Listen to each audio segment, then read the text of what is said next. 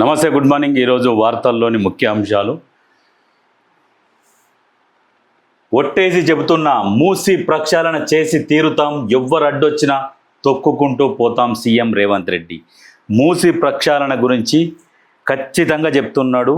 ఎవ్వరు అడ్డొచ్చినా తొక్కుకుంటూ పోతాం, కానీ మూసి ప్రక్షాళన ఆగేది లేదు అని క్లియర్గా ముఖ్యమంత్రి రేవంత్ రెడ్డి గారు చెప్తున్నారు.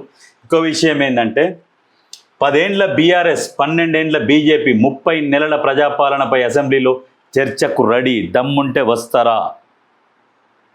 10 ఏళ్ల బీఆర్ఎస్ పాలన, 12 ఏళ్ల బీజేపీ పాలన, ఇవి రెండింటి మీద అసెంబ్లీలో చర్చకు వస్తారా? మేము సిద్ధం అంటారు.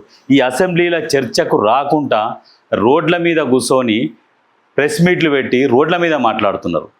మీకు చిత్తశుద్ధి ఉంటే అసెంబ్లీకి రావాలి, అభివృద్ధి చేయాలి, తెలంగాణ బాగుపడాలి అనే ఒక ఆలోచన ఉంటే అసెంబ్లీకి వచ్చి అసెంబ్లీలో మాట్లాడాలి. కానీ అసెంబ్లీలో మాట్లాడరు. ఎంతసేపటికి రోడ్ల మీదనే. అసెంబ్లీకి వచ్చేసరికి ఎంతసేపటికి నోరు మూగబోతాయి, సమాధానం దొరకదు, మేము ప్రిపేర్ అయ్యి రాలేదంటారు, వెళ్ళిపోతారు. ఇది ఎస్ఎల్బీసీని 10 ఏళ్ళు పడావు పెట్టిన దుర్మార్గుడు కేసీఆర్. మరి ఎస్ఎల్బీసీ ఎప్పుడో పూర్తి చేయాలి. ఎస్ఎల్బీసీని అట్లనే పెట్టిండు, ఎందుకంటే దాంట్లో ఆదాయం రాదు. ఎస్ఎల్బీసీని కూడా ఖచ్చితంగా పూర్తి చేస్తామని చెప్పేసి ముఖ్యమంత్రి రేవంత్ రెడ్డి గారు చెప్తారు.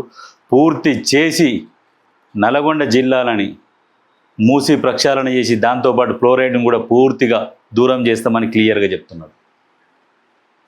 మలిదశ ఉద్యమంలో మంత్రి వెంకటరెడ్డి పదవికి రాజీనామా చేశారు. ఎంతోమంది తెలంగాణ బిడ్డలు ప్రాణ త్యాగాలు చేశారు. తెలంగాణ సమాజం త్యాగాలు చేస్తే పదవులు కేసీఆర్ కుటుంబం అనుభవించింది. ఎస్, ఇది 100% వాస్తవం.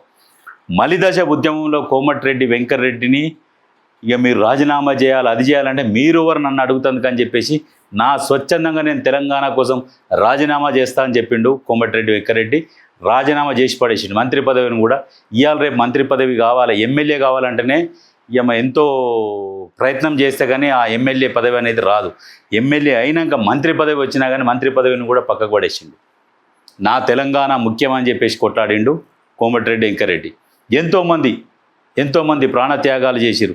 ఎంతోమంది కొట్లాడితే వచ్చిన తెలంగాణలో పదవులు మాత్రం ఒక కల్వకుంట్ల కుటుంబానికి, వాళ్ళ బంధుమిత్రులకు మాత్రమే పదవులు వచ్చినాయి. వాళ్ళ కుటుంబం మాత్రమే బంగారు కుటుంబం అయింది. మిగతాది మొత్తం తెలంగాణ ఎడారి తెలంగాణ, కుక్కలు చింపిన విస్తరైపోయిన తెలంగాణ. అట్లా పరిపాలన సాగించిరు. ఎక్కడ కూడా ఏమీ లేదు. ఎంత ఉన్నది ఎంత దోసుకోవాలి, ఎక్కడి నుంచి ఎంత వస్తుంది అద్దోయాలి, ఉన్నది ఎంత ఉన్నది మింగాలి, ఇంకా కొత్తగా అప్పులు ఎడగొడితే అప్పులు పుట్టించుకోవాలి, అది కూడా మింగాలి. ఈ రకమైన లెక్కలతోనే మొత్తం మింగేసిరు. తెలంగాణ పరిపాలనని పక్కకు పెట్టి దోపిడీకి అలవాటు పడి ఇవాళ మళ్ళీ ప్రజలలోకి వద్దామని ఆలోచన చేస్తారు.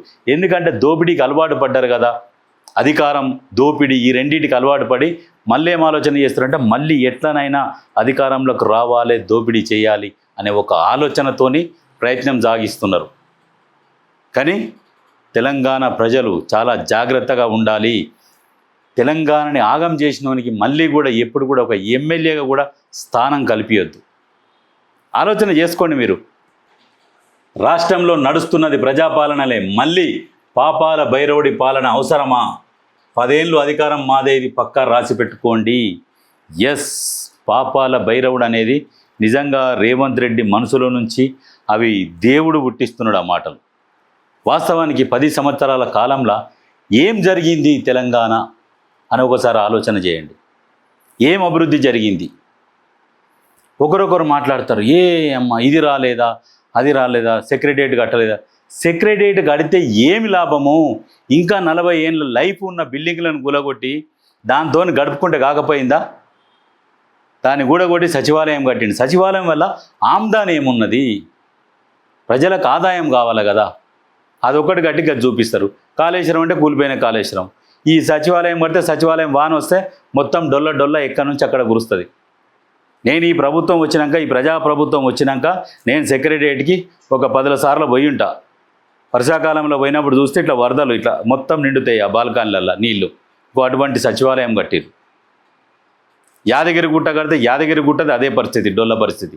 ఎందుకంటే సొమ్ము ప్రజల సొమ్ము కదా, వాళ్ళు కష్టపడ్డ సొమ్ము అయితే, కష్టపడేదైతే వాడ నిలబడి కట్టిస్తుంటే ఎట్లా కడుతున్నారు ఏంది అనేది మొత్తం చూస్తుండే. అది అందుకనే దయచేసి ప్రజలు మీరు ఆలోచన చేసుకోండి. ఏం జరిగింది ఈ 10 ఏళ్ల పాలనల, కేసీఆర్ పరిపాలనల 10 ఏళ్లలో ఏం సాధించిండు, ఏం అభివృద్ధి చేసిండు? మన మిగులు బడ్జెట్ 1,50,000 కోట్ల మిగులు బడ్జెట్ ప్లస్ 8.5 లక్షల కోట్ల అప్పు, మొత్తం 10 లక్షల కోట్లు ఏం చేసిండు? మళ్ళా మన రాష్ట్ర ఆదాయం పక్కన పెడితే, ఆదాయం ద్వారా జీతాలు ఇవన్నీ ఇవ్వచ్చు పథకాలు, ఈ అప్పులు ఎందుకు చేసిండు, ఏం చేసిండు? ఆ కాళేశ్వరం వల్ల మనకు ఉపయోగమే లేదు. అది లేకున్నా కానీ 3 దిగుబడి వచ్చింది ఈసారి వరి. కాళేశ్వరం లేకున్నా మరి కాళేశ్వరం ఎందుకు కట్టిండు, కావాలని ఎందుకు కట్టిండు? ఆ 1,00,000 కోట్లు ఎక్కడ వాయే, ఎక్కడ మింగిండు? ఇది అందుకనే ప్రజలు మీరే ఆలోచన చేసుకోవాలి. ఎందుకంటే ఎవడో చెప్తే కాదు, 100 మంది 100 చెప్తారు, కానీ మన తెలివి మనకు ఉండాలి, మన ఆలోచన మనకు ఉండాలి. ఈ ఆలోచన ప్రకారం ఆలోచన చేయండి. రేవంత్ రెడ్డి ఏం చేస్తున్నాడు? ఈ 2.5 సంవత్సర కాలంలో ఏం చేసిండు? ప్రమాణ స్వీకారం చేసిన తర్వాత నుంచి టిల్ ద డేట్ వరకు ప్రజలలో ఉన్నాడా, ఎక్కడన్నా పోయి ఫామ్ హౌస్లలో పండుకున్నాడా? ప్రజల గురించి ఏం చేస్తున్నాడు, ఏంది, మన ఆదాయం ఎంత, అప్పు ఎంత, ఈ అప్పులకు మిత్తి ఎంత కడుతున్నాడు? ఇవన్నీ లెక్కలు వేసుకోండి. ఒకసారి ఆలోచన చేస్తే అర్థమవుతుంది. ఏమైనా చేసుకొని మాకు కావాలి అని అంటే అది పరిపాలన కాదు. పరిపాలన అనుభవం ఉన్నవానికంటే కూడా ఒక 10 ఇంతలు ఎక్కువ మంచిగా పరిపాలిస్తున్నాడు. ఇది ఆలోచన చేయరు, గమనించుర్రి. కేసీఆర్కు పరిపాలన అనుభవం లేకుండే, ఆయన ఎక్కడ కూడా ఇంతకుముందు రాష్ట్ర ప్రభుత్వంలో ఎక్కడ కూడా మంత్రిగా చేసి ఆయన పరిపాలన అనుభవం ఎక్కడ లేదు. ఆయనకు ప్రభుత్వంలో పనిచేయలే ఆయన, కాబట్టి అనుభవం లేక ఉన్న కాడికి దోషేసుకొని తిన్నాడు. కాబట్టి ఇప్పటికైనా మీరు ఆలోచన చేసుకోవాలి ప్రజలు.